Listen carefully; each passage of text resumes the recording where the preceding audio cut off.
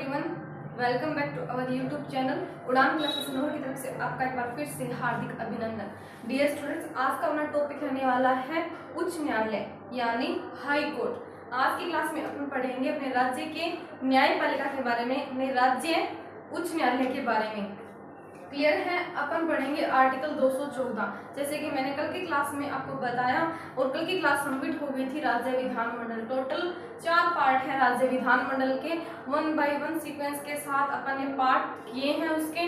जैसे कि आर्टिकल्स की बात करें, पहले अपन ने आर्टिकल्स देखे, फिर इंपॉर्टेंट फैक्ट्स की क्लास लेके आए और जो लास्ट क्लास थी वो इंपॉर्टेंट फैक्ट की थी जो अपनी लेजिस्लेटिव असेंबली है उससे रिलेटेड। क्लियर है? सारी बातें पहले विधानसभा से लेकर 16वीं विधानसभा की जो इम्पोर्टेंट बातें बनती हैं वो कल की क्लास में आपको करवा दी गई हैं। आज की क्लास की शुरुआत करेंगे अपने नए टॉपिक के साथ, इसका नाम है उच्च न्यायालय। ठीक है, उच्च न्यायालय के गठन के बारे में बात करेंगे। सबसे पहले उच्च न्यायालय अपने भारत में कहाँ बने, किस अधिनियम के तहत बने। क्लियर है? फिर स्वतंत्र भारत में अपना पहला उच्च न्यायालय कहाँ बना। Okay students, let's start the class. First of all, namaste to all of you. Please join us, like, share and subscribe our channel. Okay students, देखिए स्टार्ट करते हैं उच्च न्यायालय के बारे में। फर्स्ट ऑफ ऑल, उच्च न्यायालय जैसे सुप्रीम कोर्ट क्या था वैसे ही उच्च न्यायालय की बात कर रही हैं।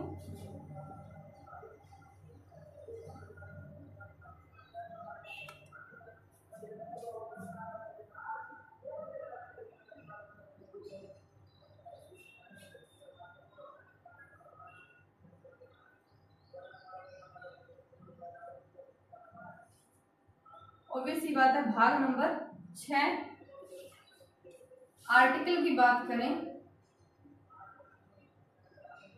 214 से 231।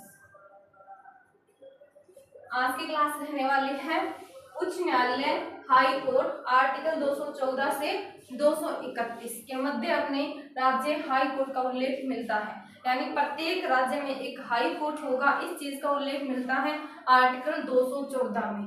ओके स्टूडेंट्स, देखिए क्लास को स्टार्ट करते हैं। फर्स्ट ऑफ ऑल इस बात की जानकारी लेते हैं, थोड़ी सी इतिहास देखते हैं, इसकी हिस्ट्री चेक करते हैं कि उच्च न्यायालय की स्थापना अपने जब अपन क्या थे, गुलाम थे, अंग्रेजों के गुलाम थे, यानी 1947 से पहले क्या अपने भारत देश में उच्च न्यायालय बन चुके थे या नहीं, उनकी बात करते हैं। क्लियर है? थोड़ा सा बैक इतिहास की बात करें तो जो 1861 का अधिनियम आया था, 1861 का अधिनियम, भारत शासन अधिनियम आया था 1861 में। उससे पहले आया था 1858 में। तब तो 3 विश्वविद्यालय की स्थापना की गई थी, लेकिन जो 1861 का अधिनियम है उस अधिनियम के तहत 3 उच्च न्यायालयों की स्थापना की गई थी अपने भारत। यह अंग्रेजों के द्वारा लाया गया था। 1861 का अधिनियम अंग्रेजों के द्वारा 1861 में 3 उच्च न्यायालयों की स्थापना की गई। तो कहाँ कहाँ की गई, तो याद रखेंगे केबीसी से याद रखेंगे कलकत्ता, बम्बई, सी से वर्तमान में इसका नाम चेन्नई है, लेकिन पहले था मद्रास। ओके स्टूडेंट्स, 1861 के एक्ट के तहत भारत में पहली बार उच्चतम न्यायालय की स्थापना तो 1774 में हुई थी, 1773 के रेगुलेटिंग एक्ट के तहत। लेकिन पढ़ रहे हैं हाई कोर्ट, तो उच्च न्यायालय की बात आई तो 1861 के अधिनियम के तहत भारत में पहली बार उच्च न्यायालय की स्थापना की गई थी। उच्च न्यायालय की स्थापना की गई। क्लियर है? और कितने उच्च न्यायालय बने थे? 3 उच्च न्यायालय, 3 हाई कोर्ट। ओके, और कब कब बने थे? 1962। ठीक है, number 1 Calcutta high court, number 2 Bombay high court, number 3 Madras high court. कब बने थे? 1962। अधिनियम बन के आया था। जैसे अपन वर्तमान में देखते हैं ना, घोषणा हो जाती है, अधिनियम पहले बन के आता है, फिर बाद में उस पर कार्रवाई करती है, प्रभावी होता है, प्रकाशन में आता है, फिर उसकी स्थापना की जाती है। ठीक उसी प्रकार एक्ट आया था 1861 में, तो सारे रूल्स और रेगुलेशन उसी में लिखे गए थे। जैसे विभागीय प्रणाली की बात करें, 1861 की बात करें अधिनियम की, तो जो मंत्रिमंडल है, विभागीय प्रणाली है, इसी एक्ट के तहत शुरू की गई थी। ठीक है, वायसराय को अध्यादेश जारी करने का अधिकार भी यहीं से प्राप्त हुआ था। और इसके अलावा 3 जो इम्पोर्टेंट बातें हैं, 3 हाई कोर्ट भी इसी एक्ट के तहत स्थापित हुए थे। कब हुए थे? 1862, 1862। ओके, थोड़ी सी हिस्ट्री जान रहे हैं अपन फर्स्ट ऑफ ऑल, फिर आर्टिकल्स पढ़ेंगे। उससे पहले थोड़ी हिस्ट्री जाननी जरूरी है। वैसे ये बातें मेरी बताई हुई है। अपन जब भारत का जो संवैधानिक विकास पढ़ते हैं, अपन संवैधानिक विकास अगर पढ़ते हैं तो उसमें मेरा बताया हुआ है 1861 के अधिनियम में कि 3 जो विश्वविद्यालय है उनकी तो स्थापना हुई थी 1858 के अधिनियम में, लेकिन 3 हाई कोर्ट की स्थापना हुई 1861 के अधिनियम में। लेकिन प्रॉपर टॉपिक पढ़ रहे हैं, मैं बार बार इसी चीज को रिपीट क्यों कर रही हूँ, क्योंकि अगर अपन क्या करते हैं, प्रॉपर टॉपिक करते हैं तो उसमें इस चीज का होना लाजमी हो जाता है। क्लियर है? 1862, सॉरी 1962 कर दिया था क्या, 1862, ये भी 1862 एक साथ। क्लियर है? फिर इनका नाम चेंज किया गया था। नाम चेंज कब किया गया? नाम चेंज किया गया था 2016 में। क्लियर है? फिर इनका नाम परिवर्तन किया गया। यही लिख देती हूँ सारी बातें, नाम परिवर्तन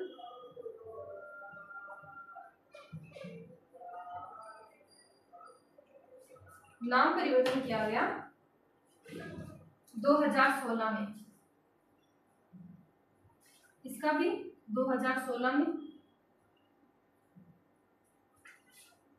एक साथ 2016 में तीनों का नाम परिवर्तन करके क्या किया गया? कोलकाता हाई कोर्ट, ठीक है, मुंबई हाई कोर्ट, और ये चेन्नई हाई कोर्ट। परिवर्तित नाम है तो अपन शॉर्ट ट्रिक बनाते हैं केबीसी। कौन बनेगा करोड़पति? सभी ने देखा होगा, सीरियल आता था पहले। सीरियल क्या मतलब, वैसे नॉलेजेबल था वो, ज्ञानात्मक, और पैसे भी मिलते थे, खेलते थे तब, ठीक है, लेकिन जाना पड़ता था। ठीक है, केबीसी की बात करें तो केबीसी के थ्रू अपन इसे याद रख सकते हैं, by trick KBC. Short trick की बात करूं तो केबीसी, केबीसी कैसे? कलकत्ता, ठीक है, बंबई और चेन्नई। नोट डाउन कीजिए जल्दी से, इसका जो हिस्ट्री है, इसका जो बेसिक है। ओके, जल्दी से नोट डाउन कीजिए। 1861 का अधिनियम, 1861 के अधिनियम के तहत भारत में पहली बार उच्च न्यायालय की स्थापना की गई, 3 हाई कोर्ट स्थापित किए गए थे। ओके स्टूडेंट्स, फिर 2016 में इनका नाम परिवर्तन किया गया था, 1862 में इनकी स्थापना की गई, 61 में अधिनियम बन के आया था। फिर अपने भारत की बात करते हैं, भारत में पहला उच्च न्यायालय कब बना, और स्वतंत्र भारत का पहला, और ऐसे देखें तो चौथा। ठीक है,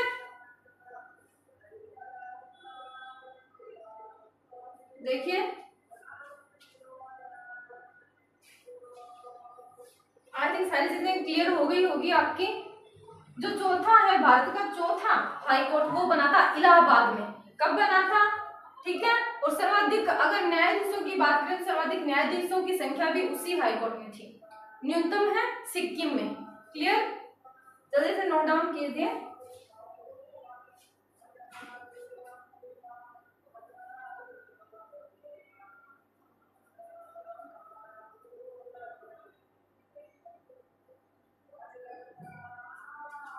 स्वतंत्रता पूर्व से पहले 1866 की बात करूं मैं, स्वतंत्रता के बाद में नहीं हुई, स्वतंत्रता से पहले 1947 से पहले 1866 में, ठीक है, इलाहाबाद हाई कोर्ट बना। शुरुआत में ये तीनों एक साथ बने थे।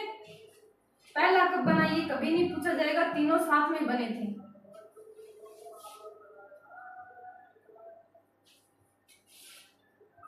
चौथा हाई कोर्ट बात करें मेन 4 हाई कोर्ट इंपॉर्टेंट बनते हैं। Allahabad,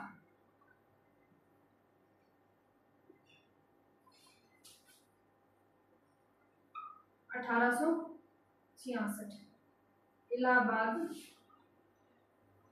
high court.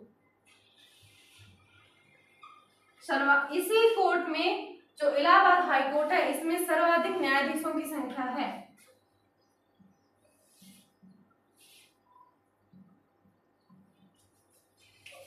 सर्वाधिक न्यायाधीशों की संख्या किस हाई कोर्ट में? इलाहाबाद हाई कोर्ट 1866 में इसकी स्थापना हुई। और सबसे कम न्यूनतम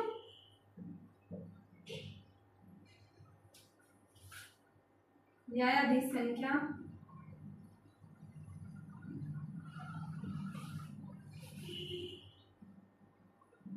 सिक्किम। सबसे नवीनतम हमने राजधानी भारत की बात करें, सबसे नवीनतम है हैदराबाद का। क्लियर है? हैदराबाद का हाई कोर्ट अमरावती, जिसने 1 जनवरी 2019 से कार्य प्रारंभ किया। और वर्तमान अपने भारत में टोटल 25 हाई कोर्ट हैं। नोट लगा के लिखिए।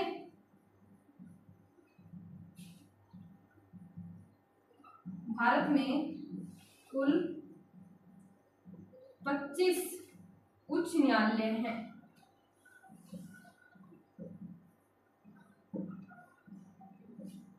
ओके, इलाहाबाद हाई कोर्ट, उससे पहले अपन ने बात की 1861 के अधिनियम की, बेसिक सी जानकारी ली। इसके बाद में थोड़ा सा अपन पढ़ेंगे कि हमने जो राजस्थान की बात करी, राजस्थान उच्च न्यायालय की स्थापना कब की गई थी, किसके द्वारा इसका उद्घाटन किया गया था।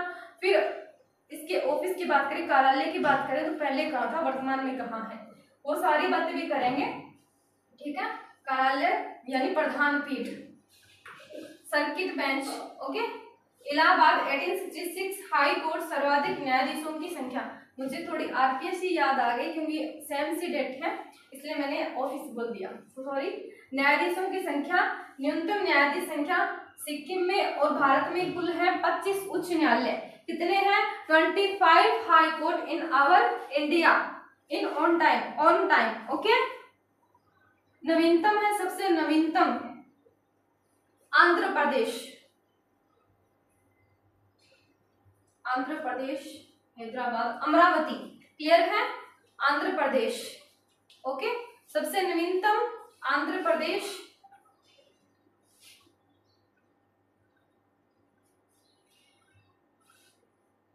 न्यूनतम सदस्य संख्या ना न्यायाधीशों की 3 है और यहाँ है 160। नोट डाउन कर लीजिएगा,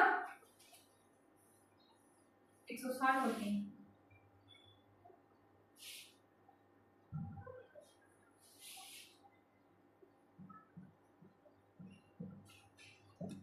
नवीनतम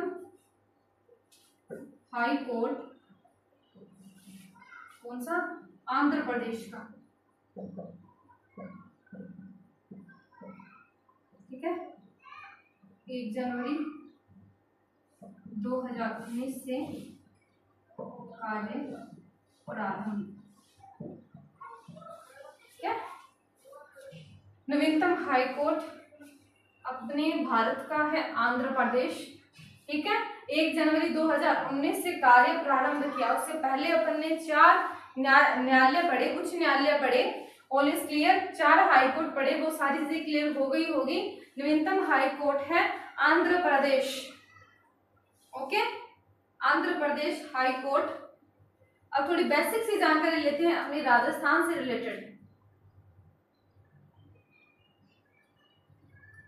all is clear? First of all 1816 act of 1816 में क्या कहा गया था, सारी चीजें क्लियर हो गई होगी। फिर 1862 की मैंने बात बताई कि 1862 में तीनों जो उच्च न्यायालय है उनकी स्थापना हुई थी। ओके स्टूडेंट्स, इसके बाद में हमने बात की थी इलाहाबाद की, कि इलाहाबाद की जो स्थापना है वो 1866 में की गई थी और सर्वाधिक न्यायाधीशों की संख्या भी इसी में है। क्लियर है? अब बात करें थोड़ी सी राजस्थान की। राजस्थान हाई कोर्ट,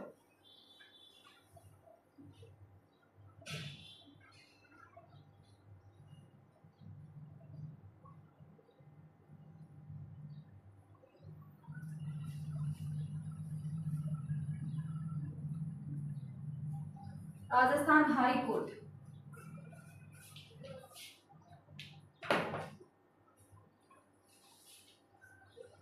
अपना टॉपिक स्टार्ट होता है यहाँ से, राजस्थान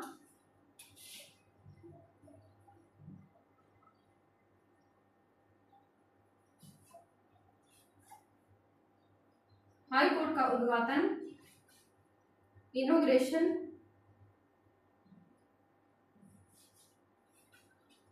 मानसिंह द्वितीय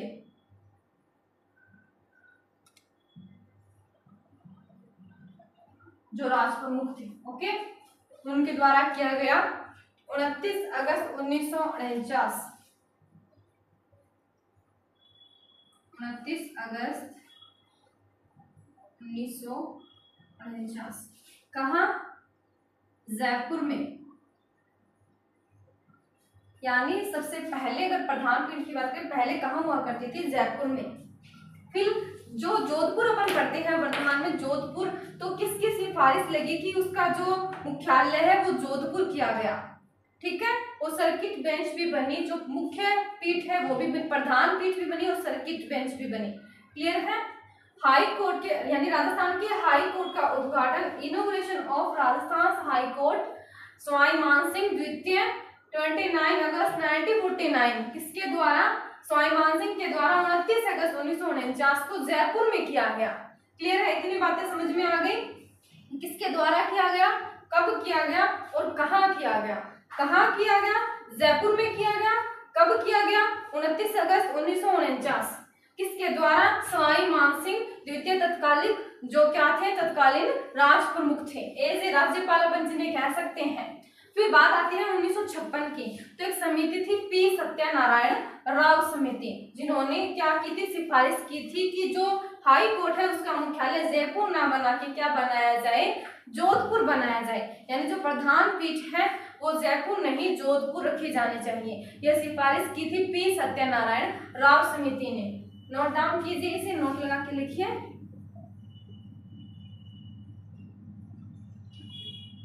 पी सत्यानारायण राव समिति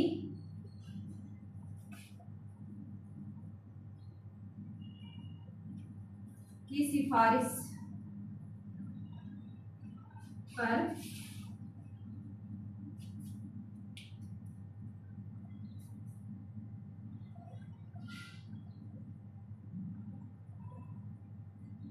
हाई कोर्ट का मुख्यालय या प्रधान पीठ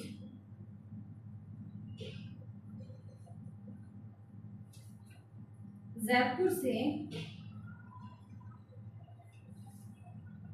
कहाँ स्थानांतरित कर दी गई? जोधपुर।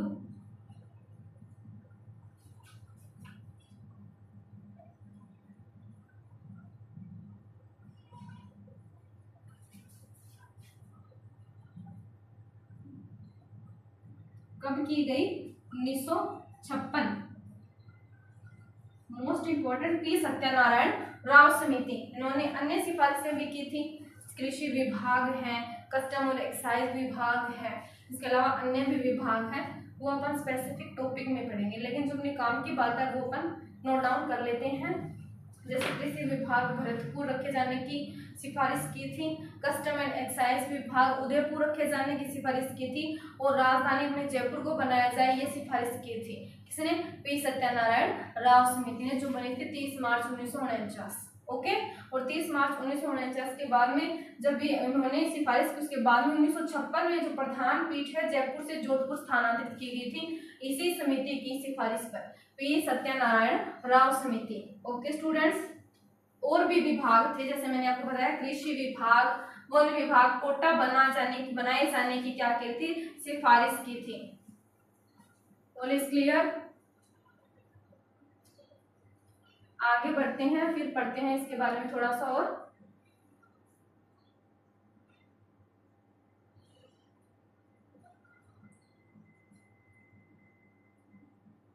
1958 में 1956 में इसने क्या की थी? रिपोर्ट सौंपी थी, ठीक है। अधिनियम बन के आया था, राज्य पुनर्गठन अधिनियम 1956, उसके तहत नोट डाउन कीजिए एक बात, यहाँ ये 1956 का राज्य पुनर्गठन अधिनियम है।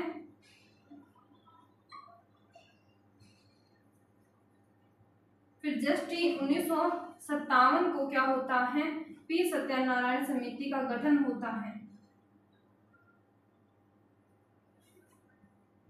एकीकरण में भी इस समिति को पढ़ते हैं अपन,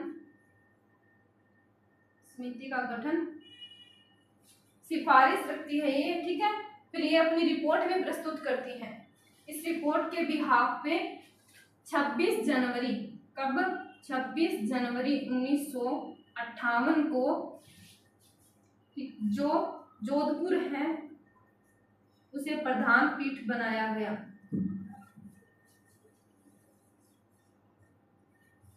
और जो जयपुर है उसे 31 जनवरी 1977 को सर्किट बेंच बनाएगी, ठीक है। इसे साफ कर दें। 1956 में आया था राज्य पुनर्गठन अधिनियम, 1957 में पी सत्यनारायण समिति का गठन किया गया, किसके लिए, इसके जोधपुर बनाए जाने की सिफारिश की थी, इसके लिए। फिर 26 जनवरी 1958 को जोधपुर इसकी प्रधान पीठ बनी, ठीक है, किसकी, हाई कोर्ट की, ओके। बात करें सर्किट बेंच जो जयपुर में बनी है 31 जनवरी 1977। यहाँ पहले जयपुर की प्रधान पीठ हुआ करती थी, ठीक है, 1958 से पहले। 58 के बाद में 1956 में अधिनियम बन किया था राज्य पुनर्गठन अधिनियम, उसके बिहाफ पे रिपोर्ट प्रस्तुत करती है पी सत्यनारायण समिति। 1957 में गठित करती है अपनी समिति को, फिर सिफारिश लगाती है कि जोधपुर को क्या बनाया जाए, प्रधान पीठ बनाया जाए हाई कोर्ट की, क्लियर है। फिर 26 जनवरी 1958 को इसे अपनी रिपोर्ट प्रस्तुत कर देती है, तो सिफारिश इसकी मान ली जाती है और हाई कोर्ट जोधपुर में स्थानांतरित कर दिया जाता है। देखिए जो सर्किट बेंच है,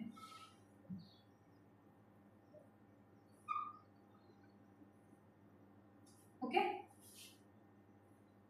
वो अपनी जयपुर में 31 जनवरी 1977, मोस्ट इंपोर्टेंट, इसकी स्थापना हुई थी, ठीक है ना, हाई कोर्ट की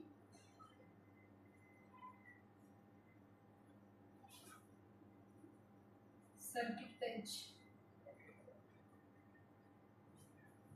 ठीक है, 31 जनवरी 1977। ये है थोड़ी सी बातें बैक अपने मतलब शुरुआती दौर था जब आज़ादी के थोड़े साल बाद हाई कोर्ट की मतलब बात करें तो स्थायी रूप से इसकी स्थापना की बात करें 1949 जयपुर में तत्कालीन जो राष्ट्र प्रमुख थे सवाई मानसिंह द्वितीय, 29 अगस्त 1949 जयपुर में इसकी स्थापना की गई, ठीक है। फिर 31 जनवरी 1977, ये बात की बात आती है, पहले प्रधान पीठ बनेगी फिर अन्य पीठ, प्रधान और मुख्य पीठ जोधपुर ही है। प्रधान पीठ क्वेश्चन पूछ लिया जाता है, प्रधान पीठ हाई कोर्ट की, हमने राजस्थान के हाई कोर्ट की, तो क्या होगा जोधपुर, ठीक है। और सर्किट बेंच की बात करें तो जयपुर, ठीक है, यानी अतिरिक्त पीठ, क्लियर है। ये पूछ लिया जाता है कि राजस्थान के हाई कोर्ट की प्रधान पीठ कहाँ है, मुख्य पीठ पीसी कहते हैं। अब देखिए आर्टिकल स्टार्ट करें और it's clear. First of all अपन ने हाई कोर्ट देखा कि भारत में कब कब हाई कोर्ट बने, शुरुआती दौर में, अंग्रेजों के टाइम में भी थोड़ा बहुत पढ़ा अपन ने। अब देखिए आर्टिकल्स की बात करें, फर्स्ट ऑफ ऑल आर्टिकल 214 में क्या लिखा गया है कि प्रत्येक राज्य में एक क्या होगा, उच्च न्यायालय होगा।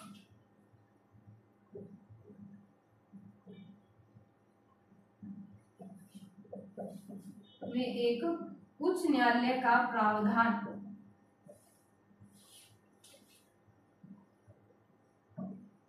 उच्च न्यायालय का प्रावधान फिर एक अमेंडमेंट होता है कॉन्स्टिट्यूशन अमेंडमेंट एक्ट आता है 1956, 7वां संविधान संशोधन।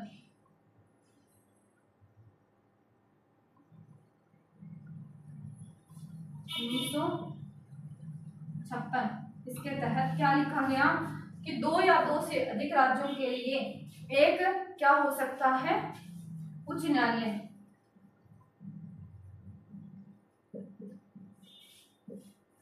2 या 2 से अधिक राज्यों के लिए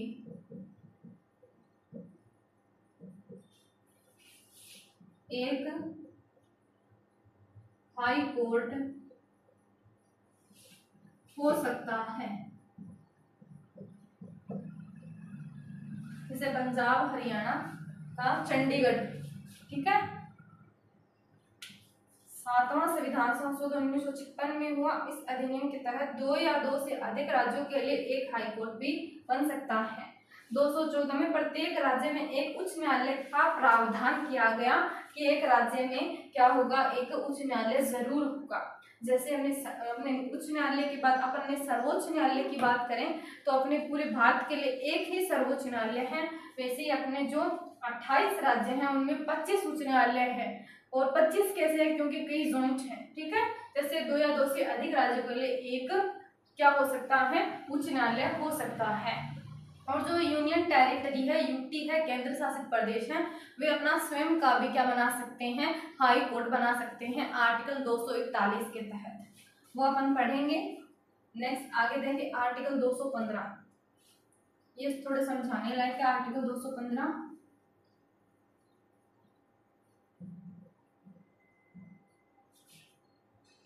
आर्टिकल 215 अभिलेख न्यायालय,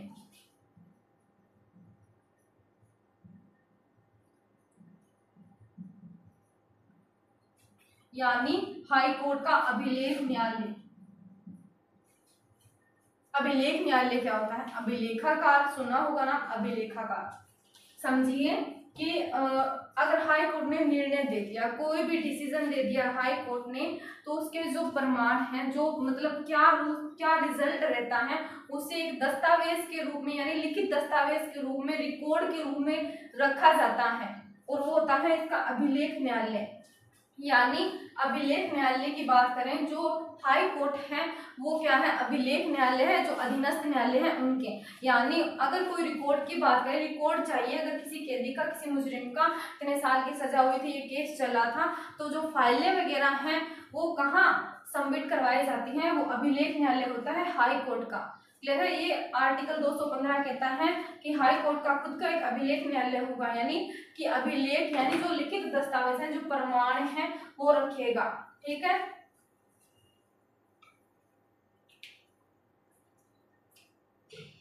लिखित में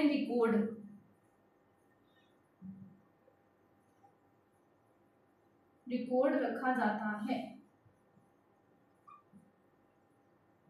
से हाई कोर्ट में हाई कोर्ट अभिलेख न्यायालय होता है अधीनस्थ न्यायालयों का, ठीक है।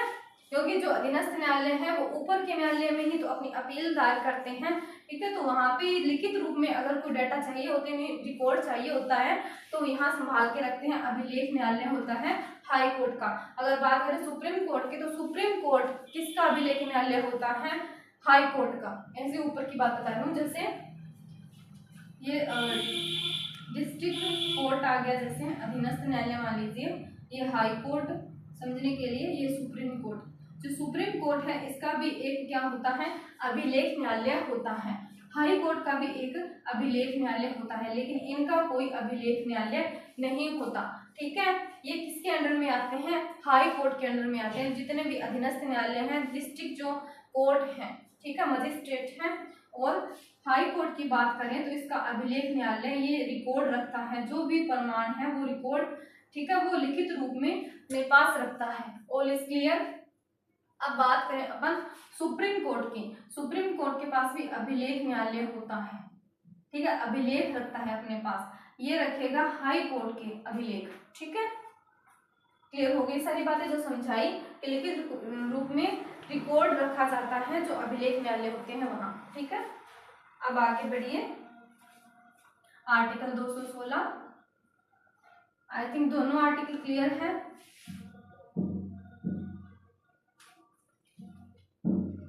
216 में मिलता है उच्च न्यायालय का गठन।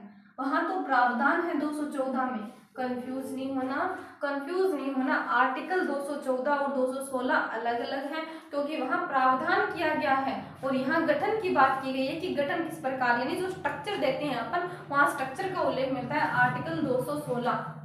आर्टिकल 216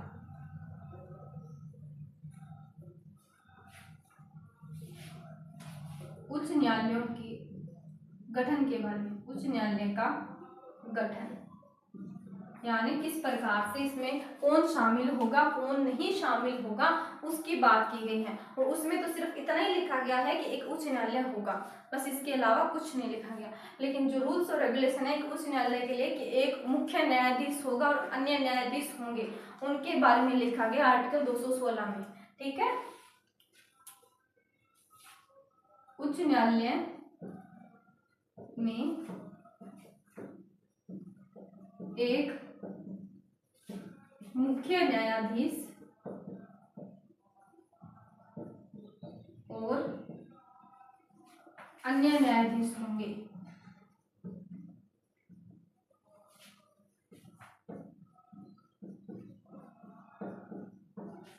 क्लियर है। उच्च न्यायालय का गठन, उच्च न्यायालय के गठन के बारे में उल्लेख मिलता है।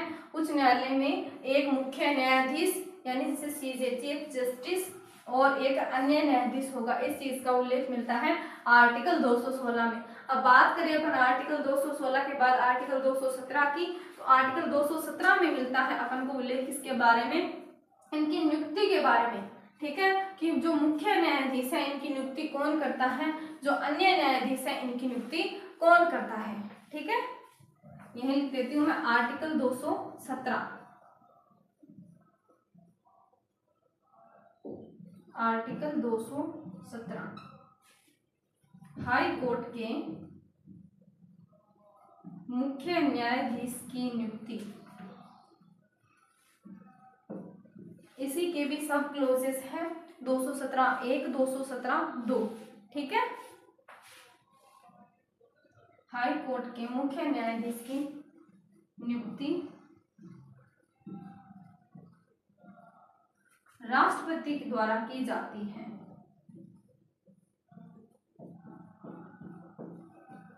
वो भी कोलेजियम व्यवस्था से। ठीक है, अब कोलेजियम क्या है, अब कोलेजियम प्रणाली पढ़नी पड़ेगी।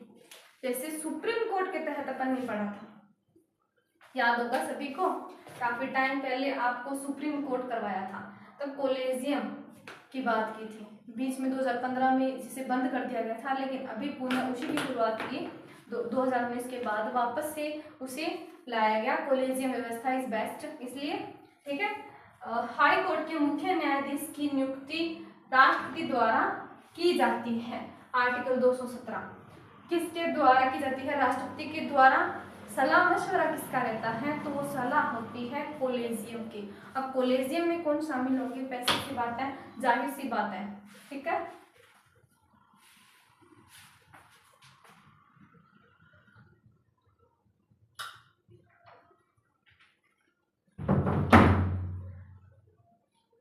आर्टिकल 217 अपन कर रहे हैं।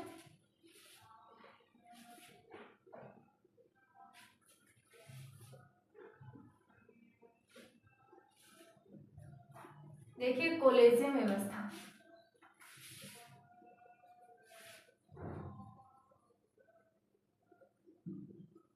कोलेजियम सिस्टम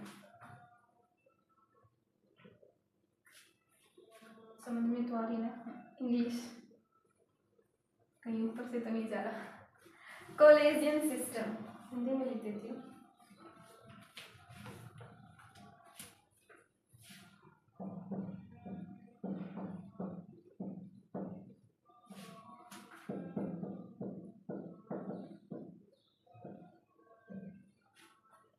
जो कोलेजियम व्यवस्था है उसकी बात करें, इसमें कौन शामिल होता है, हाई कोर्ट की बात करें। ठीक है, सुप्रीम कोर्ट की बात नहीं कर रहे, हाई कोर्ट के न्यायाधीशों की नियुक्ति के संबंध में।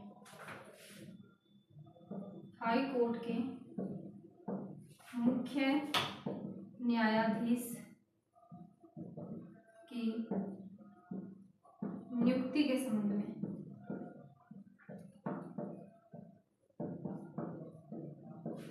Okay, first of all supreme court का इसमें सदस्य होंगे, ऐसे सीधे ही कोई सिस्टम नहीं है कि सिस्टम है भाई, सीधे ही कोई सिस्टम थोड़ी होता है, इसमें सदस्य होंगे। ठीक है, सुप्रीम कोर्ट का मुख्य न्यायाधीश, एक बात तो ये मुख्य न्यायाधीश की नियुक्ति करनी है ना, और न्यायाधीशों के लिए 5 सदस्य हो जाएंगे इसमें ऐड। ठीक है, राष्ट्रपति के द्वारा की जाती है। ठीक है, प्रेसिडेंट के द्वारा, लिख दूं कहीं आप भूल जाओ, राज्यपाल नहीं करता, राज्यपाल शपथ दिलाता है। नियुक्ति तो होती है राष्ट्रपति के द्वारा, आर्टिकल 219 के तहत शपथ कौन दिलाएगा?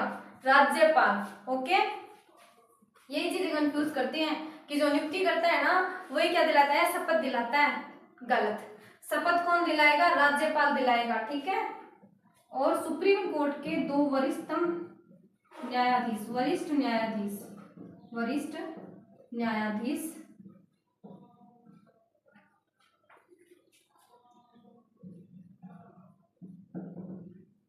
एक कौन होगा? राज्यपाल। संबंधित राज्य लिखो।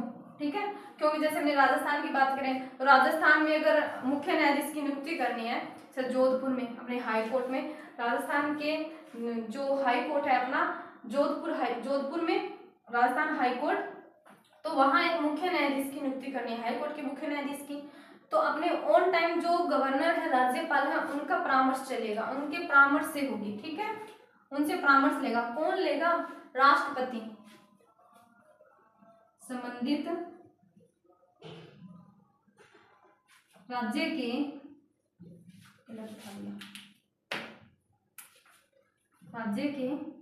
राज्यपाल से परामर्श।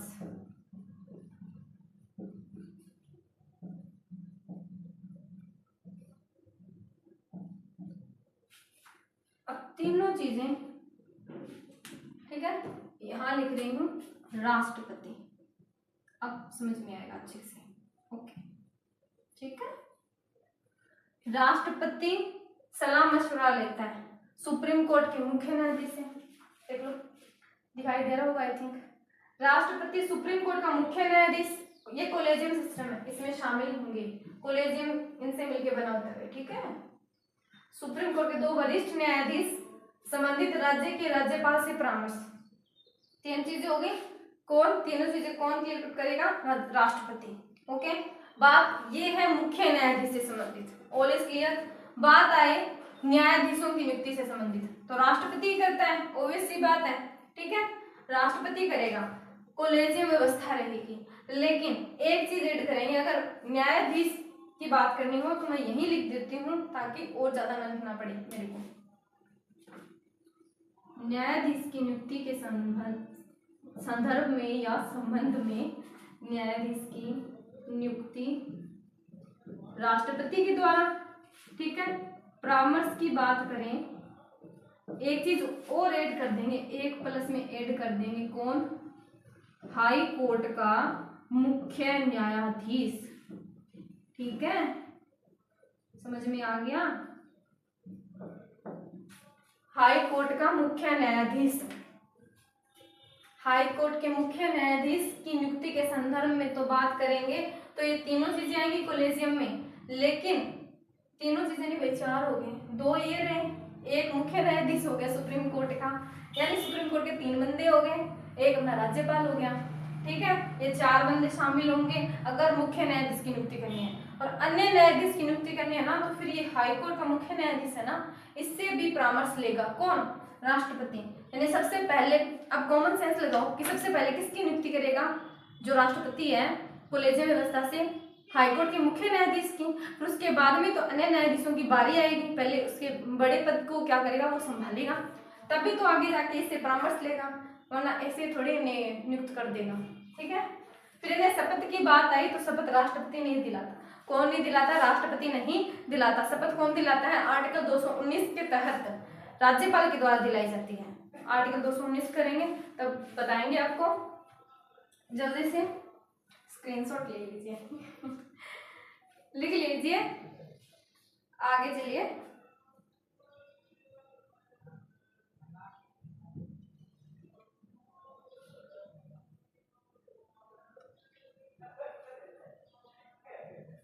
आर्टिकल 217 का सब क्लोजेस है 2, ठीक है। 217 ही आर्टिकल चल रहा है, 217 नंबर आर्टिकल। जितने आर्टिकल आज की क्लास में सबमिट होते हैं मैं करवा देती हूँ, ठीक है। और जो बच जाते हैं वो नेक्स्ट क्लास में करेंगे। हाई कोर्ट को सबमिट करवा देंगे 2-3 दिनों में। कोई आपके आयोग वगैरह हैं वो भी करवाते हैं फिर, ठीक है। समझ में आ रही होगी सारी चीजें। आर्टिकल 217 सब क्लोजेस 2 फर्स्ट पढ़ लिया। राष्ट्रपति द्वारा नियुक्ति की जाती है मुख्य न्यायाधीश की और न्यायाधीश अन्य न्यायाधीशों की। अब बात आती है योग्यता। योग्यता क्या है, ठीक है। क्वालिफिकेशन, एक तो भारत का नागरिक, ये तो भाई कॉमन ही है सब में, मत ही लिखा करो भाई, या लिखनी पड़ेगी पर याद मत किया करो। एक चीज याद कर लो बस, भारत का नागरिक, भारत का नागरिक। दूसरी, कम से कम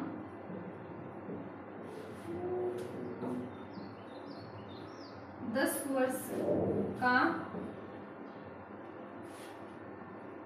वकालत में अनुभव होना चाहिए।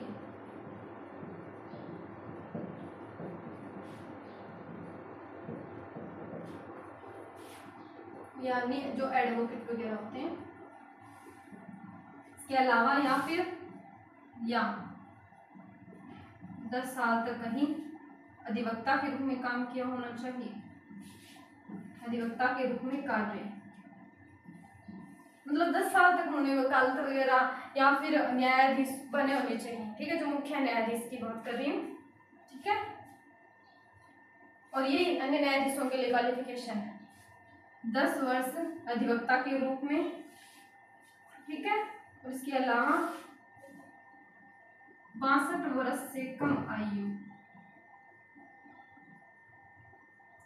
अधिकतम कितनी है 62, इससे ज्यादा नहीं होनी चाहिए।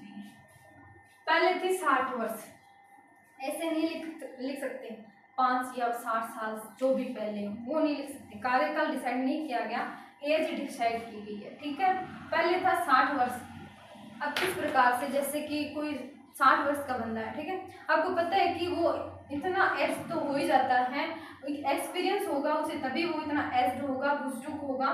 जो अपन बात करें किसकी, सॉरी, जो मुख्य न्यायाधीश है और अन्य न्यायाधीश है उनकी, जो काफी एज्ड होते हैं, 50-60 साल से तो ऊपर ही होते हैं, ठीक है। फिर वो मिनिमम कितने साल या फिर मैक्सिमम 3-4 साल के लिए क्या करेंगे, अपना जो जजमेंट है वो रखेंगे, ठीक है। यानी जज के रूप में काम करेंगे या फिर अन्य न्यायाधीश के रूप में काम करेंगे।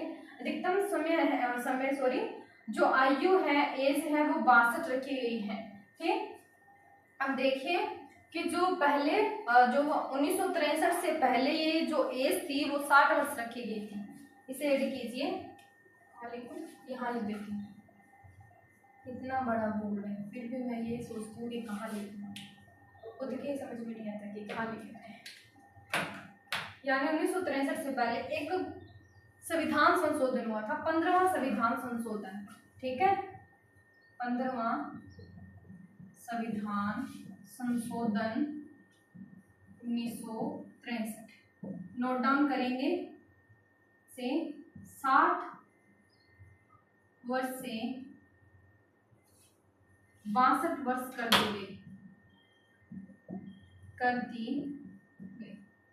15वां संविधान संशोधन 1963 के तहत 60 वर्ष से 62 वर्ष कर दी गई, ठीक है। ये जो बात है ना 62 वर्ष वाली, उसकी बता रही हूँ। इसके बाद में 1963 के बाद में, क्लियर है। इन्हीं की बात करेंगे, इन्हीं में तो आएगी नियुक्ति 217 में 1 में, और इसी 217 के 2 में आएगी योग्यता। अब 217 के ही एक सब क्लोजेस हैं, एक का ही क है, ठीक है, सब का सब क्लोजेस। ठीक है, उसमें त्याग पत्र की बात आएगी कि जो त्याग पत्र है मुख्य न्यायाधीश और अन्य न्यायाधीश वो त्याग पत्र किसे संबोधित करते हैं। तो डियर स्टूडेंट, वो त्याग पत्र देते हैं राष्ट्रपति को। किसे देते हैं?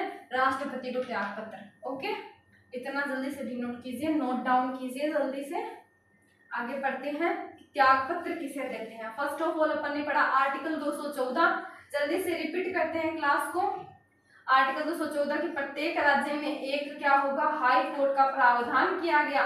इसी के साथ 7वां संविधान संशोधन 1956 में किया गया, जिसके तहत क्या कहा गया कि 2 या 2 से अधिक राज्यों के लिए एक हाई कोर्ट हो सकता है। आर्टिकल 215 अभिलेख न्यायालय, यानी जो रिकॉर्ड रखे जाते हैं, रिकॉर्ड किस प्रकार से रखे जाते हैं, कब इनकी जरूरत पड़ती है, वो मैंने आपको बताया। ठीक है, फर्स्ट ऑफ ऑल अपन पढ़ेंगे 216 नंबर आर्टिकल। 216 में किसी इसका उल्लेखक गठन के बारे में, किस प्रकार से इसका गठन किया जाएगा, इनमें कौन शामिल होंगे। ठीक है, अपन को पता ही नहीं स्ट्रक्चर क्या है, तो फिर पता कैसे चलेगा। ठीक है, तो आर्टिकल 216 में इसका उल्लेख मिलता है कि एक मुख्य न्यायाधीश, अन्य जो न्यायाधीश होंगे। वर्तमान में जो है 50 न्यायाधीश, 1 प्लस में 49, एक मुख्य न्यायाधीश है और अन्य न्यायाधीश कितने हैं, 49 है। अपने राजस्थान की बात मैंने की, आर्टिकल 217 अपना चल ही रहा है। इसमें बात करते हैं नियुक्ति की, किस व्यवस्था के थ्रू, कॉलेजियम व्यवस्था। कॉलेजियम व्यवस्था मैंने बताई आपको। ठीक है, और बैक क्लासेस जाके चेक कीजिएगा आप। इसके अलावा कॉलेजियम व्यवस्था को डिटेल के साथ करवाया गया। एक स्पेसिफिक क्लास कॉलेजियम व्यवस्था के नाम से सबमिट करवाई गई है, वहां डिटेल करवाई हुई है, इसलिए मैंने यहाँ ज्यादा डिटेल नहीं करवाई। ठीक है, सारी चीजें पहले डिटेल के साथ करवाई, क्योंकि मैंने आपको पहले बताया था कि संघ सरकार करेंगे उसमें सारी चीजें आपकी क्लियर हो जाएगी। जो भी चीजें आएगी, अब राज्य सरकार कर रहे हैं तो ऑलमोस्ट जो भी चीजें हैं वो आपको समझ आ चुकी है। ठीक है, अब बात करते हैं योग्यताओं की। योग्यताएं अपन ने पढ़ ली। इसके बाद में त्याग पत्र की बात करेंगे। त्याग पत्र किसे संबोधित करते हैं, तो त्याग पत्र संबोधित करते हैं राष्ट्रपति को। किसे करते हैं? राष्ट्रपति को। All is clear. अब हाईकोर्ट के न्यायाधीशों की जो पद रिक्तता है उसकी भी बात करेंगे अपन। ठीक है, और उनको हटाने के संबंध में ये सारी बातें करनी है। पढ़ना तो है नहीं, सॉरी पढ़ेंगे भी, सारी बातें पढ़ाई भी जरूरी है। 217 एक का ही सब क्लोजेस क्या कबूतर। ठीक है, इसमें जो मुख्य न्यायाधीश हैं, न्यायाधीश और न्यायाधीश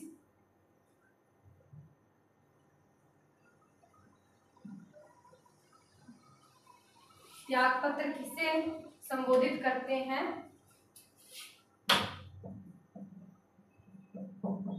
राष्ट्रपति को। ठीक है, अब बात करें ख की। जल्दी से ये सबमिट, जितने आर्टिकल आज की क्लास में होंगे आपके, नेक्स्ट क्लास में और आर्टिकल्स करेंगे। ठीक है, आर्टिकल 217 सब क्लोजेस खरगोश। ठीक है, इसमें है इनको पद से हटाना।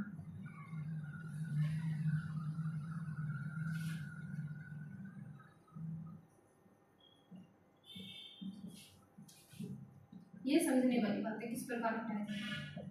आधार क्या रखे गए हैं? 2 आधार हैं, सिद्ध कदाचार और असमर्थता। यानी वो मतलब उनको करने के लिए, मतलब जैसे कि असमर्थ है। ठीक है, भले वो मेंटली डिस्टर्ब हो या फिर फिजिकली, जैसे बुजुर्ग हैं तो ऑब्वियस सी बात है मेंटली डिस्टर्ब हो सकता है इंसान, तो ऐसे देख के भी असमर्थता के आधार पर उसे हटाया जा सकता है। कौन हटाता है? राष्ट्रपति। ठीक है,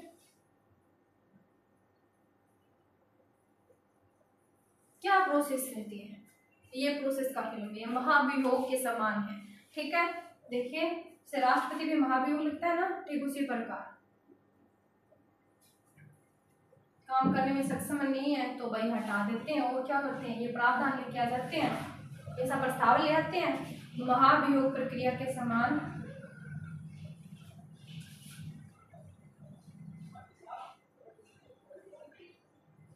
ओके, सारी चीजें क्लियर हो रही होगी।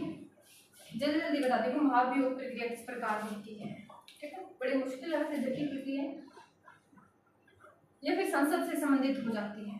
ठीक है, संसद से रिलेटेड। अब कोई प्रस्ताव लाया गया सुप्रीम कोर्ट के मुख्य न्यायाधीश या अन्य न्यायाधीश के खिलाफ। ठीक है, लोकसभा और राज्यसभा किसी भी सदन में लाया जा सकता है, किसी भी सदन में लाया जा सकता है, किसी भी सदन में लाया जा सकता है। जरूरी नहीं कि लोकसभा में लाया जाए। सिर्फ धन विधेयक के संबंध में विशेष अधिकार है, विशेष शक्ति है लोकसभा। लोकसभा, राज्यसभा किसी भी सदन में लाया जा सकता है। जो ये प्रस्ताव है किसे हटाने का, जो सीधे चीफ जस्टिस है, इसके अलावा जस्टिस है। ठीक है, शॉर्टकट में लिख रही हूँ ताकि समझ में आ जाए। किसी भी सदन में लाया जा सकता है। लोकसभा में अगर पहले लाया जाता है तो 100 सदस्यों की, कितने सदस्यों की, राइटिंग बड़ी खराब होगी जल्दी के चक्कर में, 100 सदस्यों के हस्ताक्षर साइन होनी आवश्यक है। और इधर 50 सदस्य। ठीक है, अगर पहले लोकसभा में लाया जाता है तो 100 सदस्यों की साइन होके फिर ये लोकसभा के पास, राज्यसभा के पास जाता है। राज्यसभा के पास जाने के बाद यहाँ 50 सदस्य साइन कर देते हैं। फिर ये कहाँ जाता है, फिर ये जाता है राष्ट्रपति।